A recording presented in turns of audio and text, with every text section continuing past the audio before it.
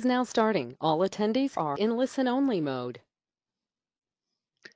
Welcome everyone to the final webinar in the Pan Pacific Safe Communities Network webinar series for 2017.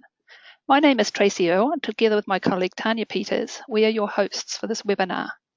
Tanya and myself are from the Safe Communities Foundation of New Zealand, and for those of you not familiar with us, the Foundation is a not-for-profit national organisation which supports the accreditation of communities currently engaged in community safety initiatives. Accreditation is based on the Safe Communities model, which is recognised by the World Health Organisation as an effective intervention to improve community safety. I'd just like to mention we have apologies from our colleague Megan Brotherton from the Australian Safe Communities Foundation today, who has other commitments. So just before we get started with the presentations, a few housekeeping matters. We'll have time for questions. So we want this to be interactive, so please ask some questions at the end of the presentation. If we have too many, we may have to leave you to contact the presenter and ask your question then. Each participant has access to the GoToWebinar control panel on your screen, so please familiarise yourself with its features. If you're having any problems, send us a message via the control panel and we will try and sort the issue out. If you'd like to ask a question during the presentations, please type your question in the question area on the control panel or on your screen. Or the alternative way to ask a question is to put your hand up. You do this by clicking the yellow hand on your control panel. At the end of each presentation, we'll have questions depending on the time available. This webinar will be recorded and available for viewing through our website early next week. So we have two presentations today. We had advertised 3, but unfortunately our third presentation is not available. So our first presenter today is Michael Roguski. He's Director of the Kaitiaki Research and Evaluation. Now Michael has over 25 years of evaluation and research experience, much of which is focused on marginalised communities and sensitive topics. He's highly regarded as a leader in applied social research and evaluation through his work at Columbia University and Victoria University of Wellington. So I'd now like to hand over to Michael. Kia ora koutou, ko Mikaeri Roguski ahau, ko te Aotearoa rawa tūwharitōna iwi. Kia ora koutou. So what's coming? I'm going to talk about causal correlation, severity, incidence, theories underlying the connection of alcohol use and family violence, and barriers to change.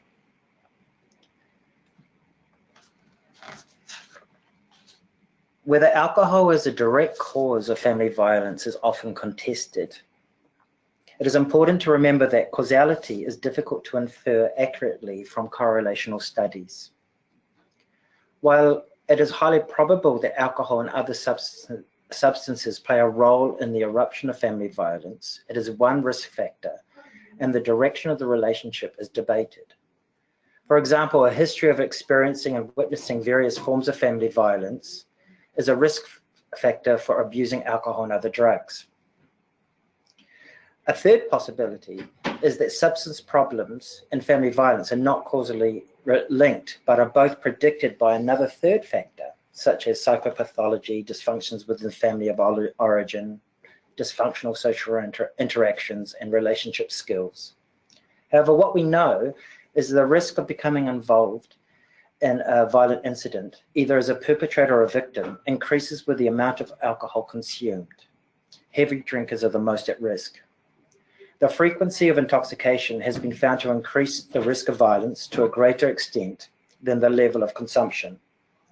Alcohol is associated with family violence over and above other related factors, such as partners' aggressive tendencies, a history of abuse, witnessing family violence, other drug use, sex role beliefs, psychological factors, or socioeconomic status. So research has examined the relationship between alcohol and severity of incidents. It has been found that alcohol escalates aggressive incidents. Alcohol abuse and other drugs often represents one of the key risk markers for the most severe forms of family violence. The severity ratings of aggression where alcohol was involved at the time of incident are higher when one or both partners have been drinking compared with incidents when neither partner has been drinking. Also, a New Zealand study found that gender differences with females reporting greater severity, anger and fear with victimization when alcohol was involved compared with males who were victimized in alcohol-related incidents. One of the troubles with incidents is that we have very, very bad and unreliable administrative data. So this was most recently acknowledged by New Zealand Superu, and even though best efforts through police trying to access police data, that is problematic in the sense that it's it depends on frontline officers accurately coding and recording. Also, in addition, we have underreporting. So in New Zealand, we've had the New Zealand Crime and Safety Survey, which was carried out in 2013 and published in 2014. The survey found that where a violent and interpersonal offence was committed and both the victim and offenders had been drinking, the incident was more likely to go unreported to the police when compared to all violent interpersonal offences unreported. So sticking with the New Zealand CAS results, when people have been drinking when there was a family violence incident, 55% of people, neither had the victim nor the offender had been drinking. A third of victims and offenders had been drinking, and the remaining did not know or decided not to participate. Drilling down a little bit more, of that 31% where the victim and the offender had been drinking, 44% were situations where the offender only had been drinking, but half of the incidents involved both the victim and the offender were drinking. So these figures are important as they highlight growing concerns about the police, amongst police and those working in the sector that are communicating a greater appreciation of situations where partners physically lash out at each other. This dynamic was identified by Michael Johnson, and he coined it situational couple violence. It's still in its early days, but according to Johnson, this is the most common form of intimate partner violence, particularly in the Western world and among young couples, and involves near equal numbers of both sexes. It's characterized by mildly aggressive behavior, such as throwing objects, and it can range up to aggressive behavior, but is notably, it really escalates to more severe abuse. So this is one type, but looking at these numbers of where a victim and offender is both drinking, it does indicate that there may be a need to explore more a typology that embraces situational couple violence. So I'm just moving on to some theory now. So although the majority of researchers state that there is a relationship between alcohol and violence, they do not agree on the reasons why alcohol is often involved. There are several different theories that argue the relationship between alcohol and violence. The first is disinhibition theory.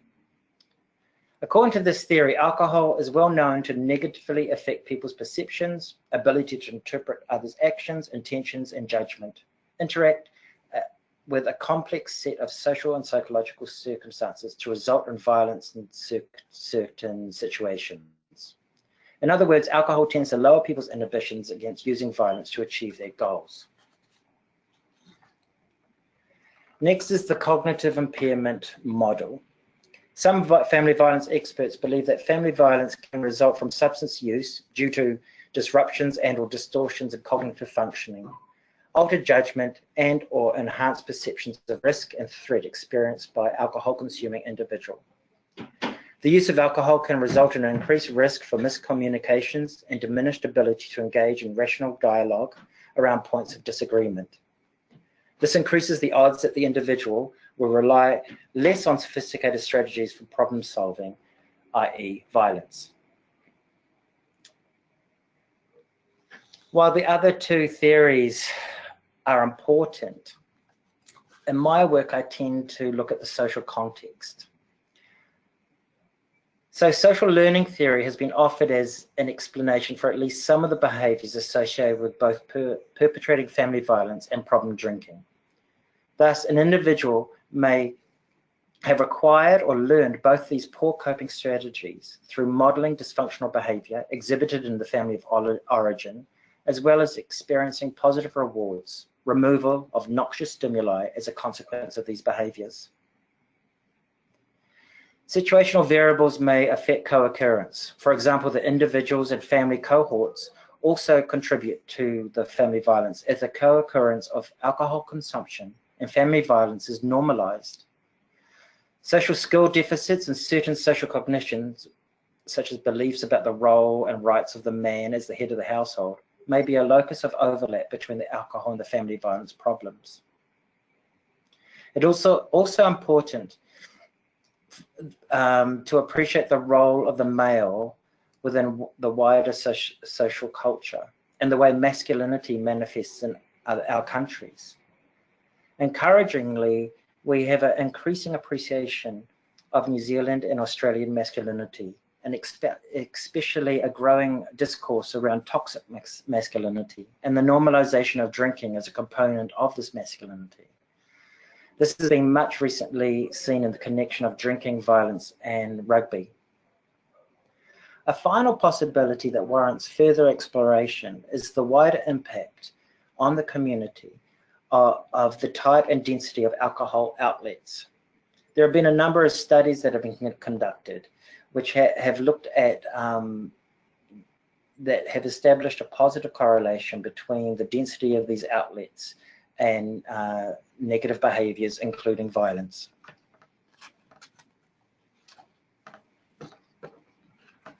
So there are a number of solutions, and people have often talked about, for instance, decreasing the density of alcohol outlets, providing programs, providing supports. But I just wanted to talk about some of the problems with the proposed solutions at the present as I see it. This is very much me. Many of our interventions in New Zealand are not holistic.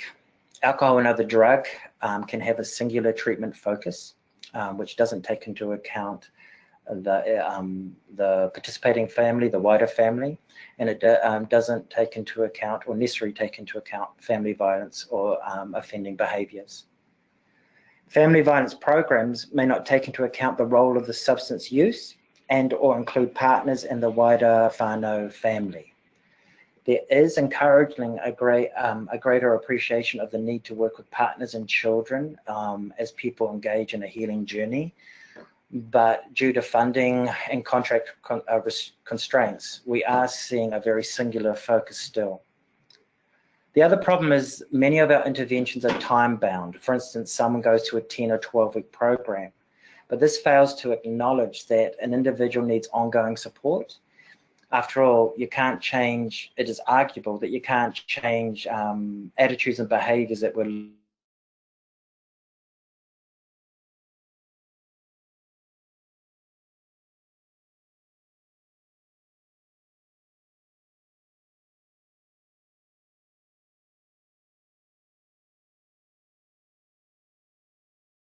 learned over a lifetime during a 10-week program. And the complaint here is that I don't know enough there. There are very few early intervention initiatives. The bulk of the New Zealand family violence programs are court ordered. Of those that are self-referred, there's often a cost associated with it. For instance, I was just doing a study up in Auckland last week, and the cost for a self-referral to a program was $1,500 for a 10-week session. Finally, there is a long alcohol and other drug waiting times, and a lack of acknowledgement within that process to also focus on negative behaviours and attitudes. This is especially true in New Zealand within our provincial areas. And that's it from me. Thank you very much. Thank you, Michael, for sharing your knowledge and experience. I'm sure everybody would have learned something from that. Does anybody have any questions for Michael at this stage?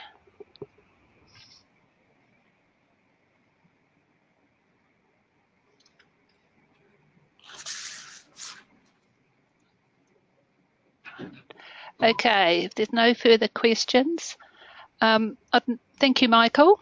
I'd now like to introduce our second presenter for today, and I'd just like to acknowledge the Victorian Safe Communities Network for organising this presentation. So our second presenter is Alex Haynes, and she's the Chief Executive Officer at Whittlesea Community Corrections in Victoria, Australia. Alex has a broad range of experience, including research and evaluation, community development and governance in a range of contexts. Today, Alex's presentation is on the Whittlesea Culturally and Linguistically Diverse Family Violence Project Model.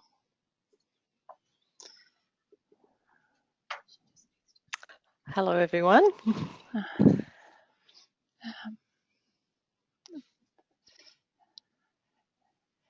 Have you got my screen, or? Yes, your screen's up, Alex. You can start your presentation. Start? All good. Yep. Okay. So today, it's sort of in contrast to Michael's presentation. This is a community-based project that's been running over the last couple of years in an area of Melbourne. So I'll just give you some context for that, and then talk about the model that we've developed over that time. So I'm from Whittlesea Community Connections, and we're the lead partner in this Whittlesea called Communities Family Violence Project. Us as an agency, we're a small community agency, place-based agency, and we provide a range of services. So family violence is an issue that comes to us from a range of different service streams. So we're a community legal centre. We support volunteering in the community. We provide settlement services for newly arriving people from overseas, and we provide financial hardship and casework support and community transport. So across all those services, we see family violence. Just for those of you that aren't from Victoria or Australia even, the City of Whittlesea is what we call a outer area, a growth area of Melbourne. So it's on the edge of the metropolitan area, and it's growing rapidly like all our outer suburbs. It has a long history of migration, so we have a very culturally and linguistically diverse population, and we have a growing Aboriginal population as well. It has high pockets of socioeconomic disadvantage, intergenerational poverty, and increasing levels of financial hardship and mortgage stress. So a lot of young families move out here in search of affordable housing, but there is very limited employment in our area. So there's lots of travel costs and things like that. And we have relatively high rates of family violence. So just for us as a small service and not a specialist family violence service, we had from January to June this year 158 new people presented to us. So they might come into the legal service or the settlement services and disclose their experience of family violence during accessing other support.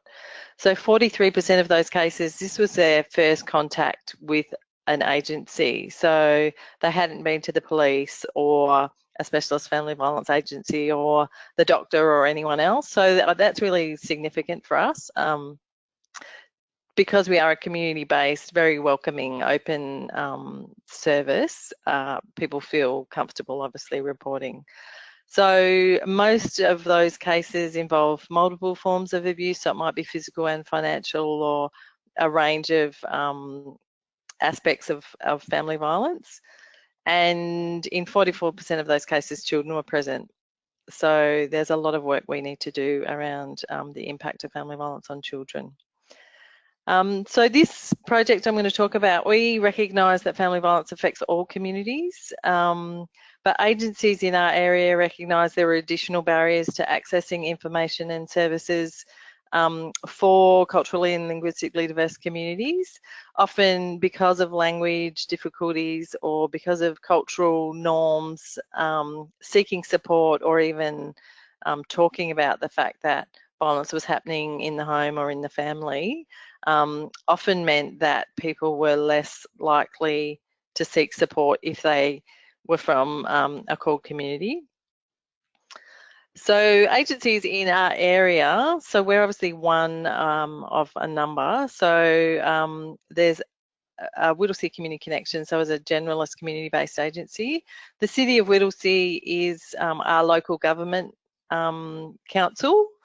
Crossroads and Kildonan are specialist family violence services. We have our community health, Plenty Valley Community Health, that's our local community health organisation. Victoria Police, and Berry Street and In Touch are again family violence agencies that work. They work across Victoria, but they do work in our area in northern Melbourne. So all those groups came together to talk about how we might think about responding to the growing rates of family violence in our area.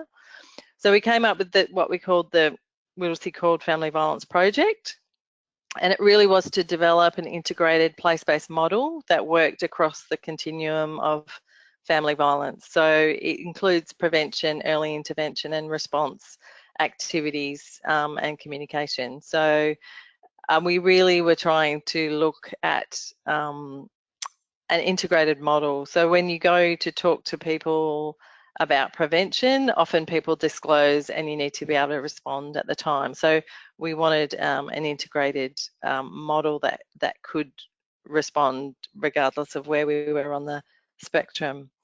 So since the beginning of the model development, the intention has been to research, pilot, evaluate a transferable model or models that would contribute to the evidence base, but more importantly, be available to other organisations interested in doing similar work. So this is just a quick timeline. So we started in 2012 because we were seeing in our small agency a growing number of family violence cases. So we did a scoping report which involved a lot of consultation with women experiencing family violence, services, community leaders, men, a whole range of different people in our community. And that led to the development of the model. And I'll explain the model in the next slide, but so over these 5 years, we've done developed and tested a number of the elements of the model, and we evaluated that sort of what we're calling the first phase of our project the beginning of this year. So we're sort of planning the next stage. So the model itself has 6 elements. So the central green one is coordination and integration, and that involves a steering group of those partners that I mentioned earlier, but it also has a women's advisory group because we wanted a women-centered sort of planning model. So any of the things we were doing, we had women from the community that were advising on the way forward or modifications or new aspects of different elements. So the yellow one was about empowering women, women's support group grants and community education. The next one was about capacity building community and religious leaders. So that involved some community lawyers sharing information and education about how the law in Australia defines family violence and people's rights and responsibilities, but also what the referral pathways are. So if people in the community were coming to their leaders for support or guidance, that those people in those positions had the right information to be able to offer good support. The one at the bottom is early intervention during settlement. So we are a place of first settlement for a lot of newly arriving people. And we run settlement services here. So as part of that, we've built in some training on family law, family violence and child protection and people's rights and responsibilities as part of our settlement casework process. Reducing recidivism was about men's behaviour change programs, specifically an Arabic-speaking bicultural facilitator training package for men's behaviour change programs, so that there was someone from those communities that spoke their language, and in our case it was Arabic, that actually was then trained to deliver men's behaviour change programs. And the final part was programs targeting young people, which was about very much about prevention and education, about respectful relationships and gender equity and gender roles and things like that.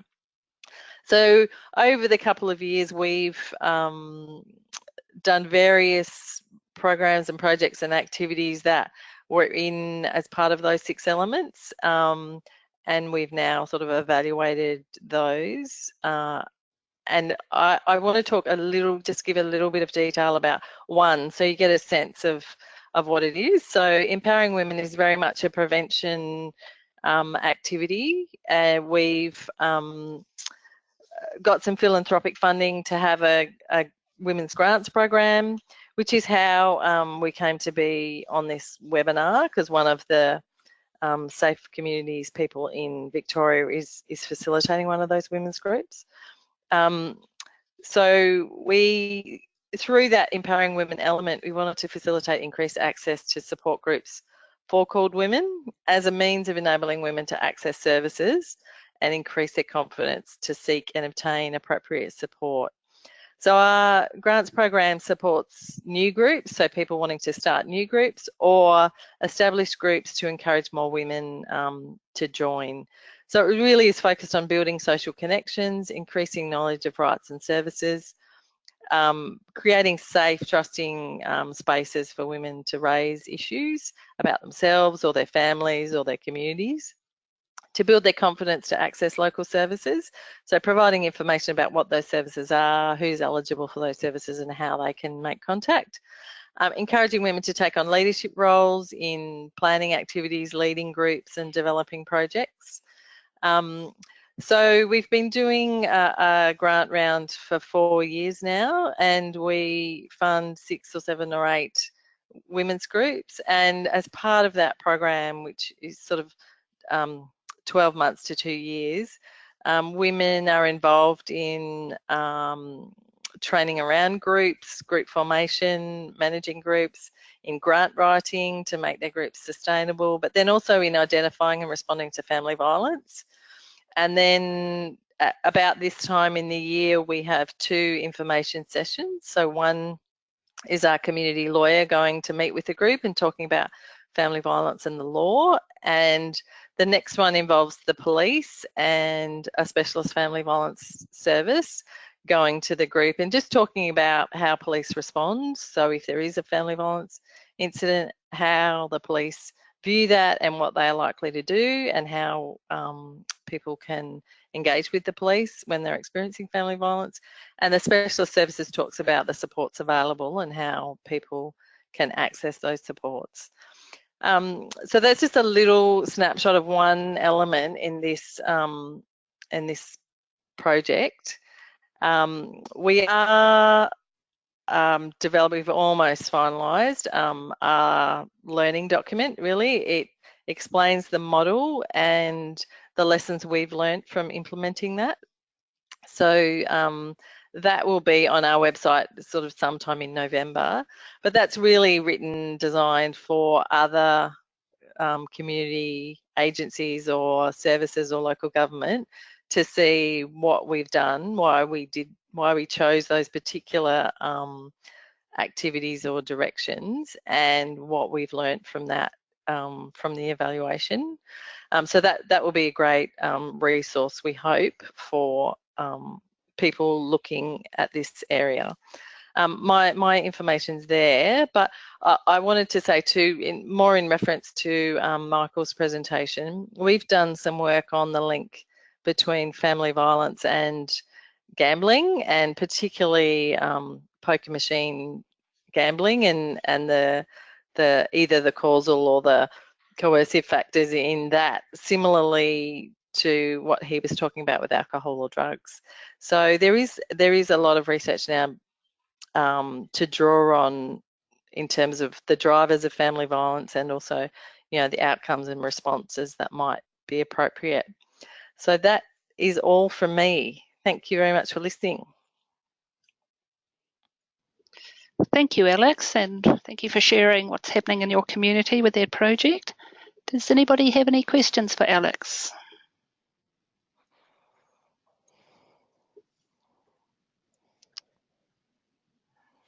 Okay, if anybody, we don't appear to have any, but if you do think of any, you've always got the contact details for Alex here on this slide.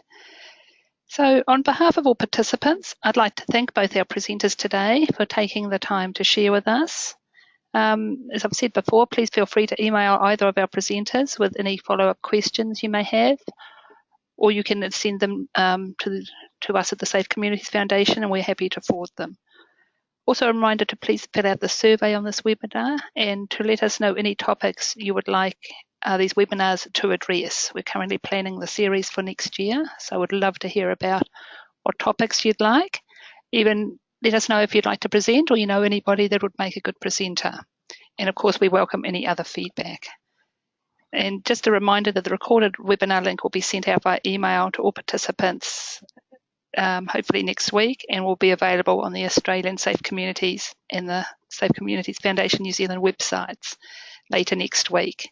And we encourage you to share these webinars, the links to the webinars, with your colleagues. Thank you everyone for your time today. We hope you found some useful information in the webinar.